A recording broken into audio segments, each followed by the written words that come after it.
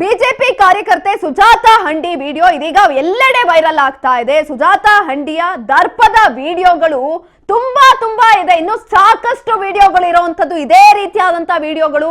ಹುಬ್ಬಳ್ಳಿಯಲ್ಲಿ ಕಾಂಗ್ರೆಸ್ ನಾಯಕ ರಜತ್ ಉಳ್ಳಾಗಡ್ಡಿ ಆರೋಪವನ್ನ ಮಾಡ್ತಿದ್ದಾರೆ. ಇದೀಗ ಪೊಲೀಸ್ ಕಮಿಷನರ್ ಅನ್ನ ಭೇಟಿಯಾಗಿ ಕ್ರಮಕ್ಕೆ ಮನವಿಯನ್ನ ಮಾಡ್ತೀವಿ ಅಂತ ಹೇಳಿದ್ದಾರೆ. ಬಿಜೆಪಿ ಕಾರ್ಯಕರ್ತೆ ಸುಜಾತಾ ಹಂಡಿ ವಿಡಿಯೋ ವೈರಲ್ ಆಗ್ತಾ ಇದೆ. ನಿಮ್ಮ ರಾಜ್ ನ್ಯೂಸ್ ಕನ್ನಡದಲ್ಲಿ ಆ ವಿಡಿಯೋವನ್ನ ಇದೀಗ ನೀವು ನೋಡಿದ್ರಿ. ಸುಜಾತಾ ಹಂಡಿಯ ದರ್ಪದ ವಿಡಿಯೋಗಳು ಇನ್ನು ಸಾಕಷ್ಟಿದೆ, ತುಂಬಾ ಇದೆ. ಹುಬ್ಬಳ್ಳಿಯಲ್ಲಿ ಕಾಂಗ್ರೆಸ್ ನಾಯಕ ರಜತ್ ಉಳ್ಳಾಗಡ್ಡಿ ಆರೋಪವನ್ನ ಮಾಡ್ತಿದ್ದಾರೆ. ಕೇವಲ ಒಂದು ವಿಡಿಯೋ ಅಲ್ಲ, ಸಾಕಷ್ಟಿದೆ ಆಕೆದು. ಅದೇ ರೀತಿಯಾದಂತಹ ವಿಡಿಯೋಗಳು. ಪೊಲೀಸ್ ಕಮಿಷನರ್ ಅವರನ್ನ ಭೇಟಿಯಾಗಿ ಕ್ರಮಕ್ಕೆ ಮನವಿಯನ್ನ ಕೂಡ ಮಾಡ್ತೇವೆ ನಾವು. ಸುಜಾತಾ ವಿರುದ್ಧ 9 ಠಾಣೆಯಲ್ಲಿ 15ಕ್ಕೂ ಹೆಚ್ಚು ಕೇಸ್ಗಳು ದಾಖಲಾಗಿದೆ. ಇಂಥವರ ಪರ ಬಿಜೆಪಿ ಹೋರಾಟ ಮಾಡ್ತಿರೋದು ಸರಿನಾ? ಅಂತವರ ಪರವಾಗಿ ಬಿಜೆಪಿ ಯಾಕೆ ನಿಂತಿದೆ ಹಾಗಾದ್ರೆ? ಅದರಿಂದ ಬಿಜೆಪಿಗೆ ಏನು ಉಪಯೋಗ?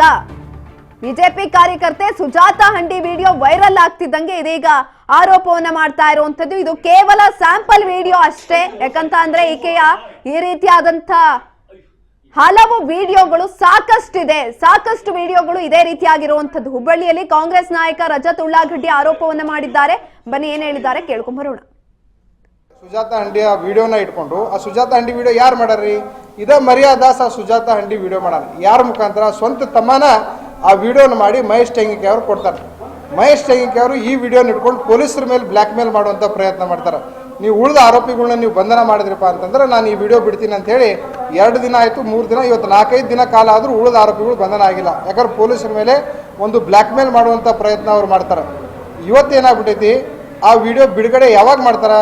ಸ್ವತಃ ಮುಖ್ಯಮಂತ್ರಿಗಳು, ಉಪಮುಖ್ಯಮಂತ್ರಿಗಳು ಹುಬ್ಳಿಗೆ ಬರ್ತಾರ ಅನ್ನೋ ಕಾಲಕ್ಕೆ ಶಾಂತಿ ಭಂಗ ಮಾಡಬೇಕು, ಕಾನೂನು ಸುವ್ಯವಸ್ಥೆ ಕೆಡಿಸಬೇಕು, ಕಾಂಗ್ರೆಸ್ ಸರ್ಕಾರದ ಮೇಲೆ ಕೆಟ್ಟ ಹೆಸರು ತರಬೇಕು, ಒಳ್ಳೆ ರೀತಿ ಪೊಲೀಸಿಂಗ್ ಮಾಡುವಂಥ ಪೊಲೀಸ್ ಅಧಿಕಾರಿಗಳ ಹೆಸರು ಕೆಡಿಸ್ಬೇಕು ಅನ್ನುವಂಥ ದೃಷ್ಟಿಯಿಂದ ಆ ವಿಡಿಯೋನ ಅವರೇ ಬಿಡುಗಡೆ ಮಾಡ್ತಾರೆ.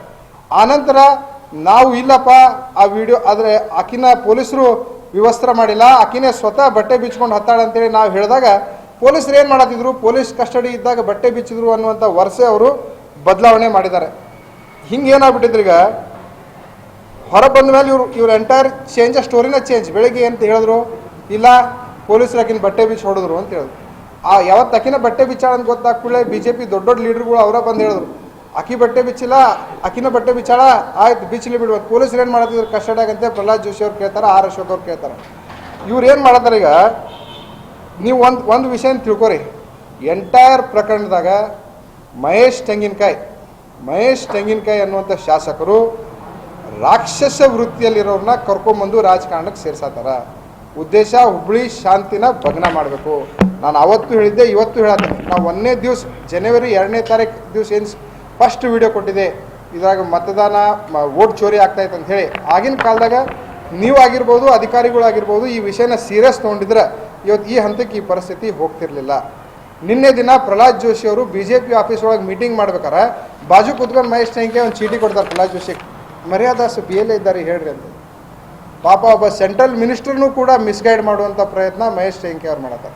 ಇವತ್ತು ಈ ಮಹೇಶ್ ಟೆಂಗಿಕೆಯನ್ನು ನಂಬ್ಕೊಂಡು ಆರ್ ಅಶೋಕ್ ಅವ್ರು ಇರ್ಬೋದು, ಚಲವಾದಿ ನಾರಾಯಣ ಸ್ವಾಮಿ ಅವ್ರು ಇರ್ಬೋದು, ಪ್ರೊಟೆಸ್ಟಿಗೆ ಬಂದಾರೆ. ಇವತ್ತೇನು ನಾನೊಂದು ಮಟೀರಿಯಲ್ ನಿಮ್ಗೆ ಈಗ ಬಿಡುಗಡೆ ಮಾಡ್ತೀನಿ. ಆ ಮಟೀರಿಯಲ್ ನೋಡಿಬಿಟ್ರೆ ನೀವೊಂದು ನೋಡ್ರಿ, ಮಹೇಶ್ ಟೆಂಗಿಕೆ ನಿಮ್ಮನ್ನು ಯಾವ ರೀತಿ ಮಿಸ್ಲೀಡ್ ಮಾಡತ್ತಾರಂತ ನಿಮಗೆ ಇವತ್ತು ಗೊತ್ತಾಗ್ತದೆ.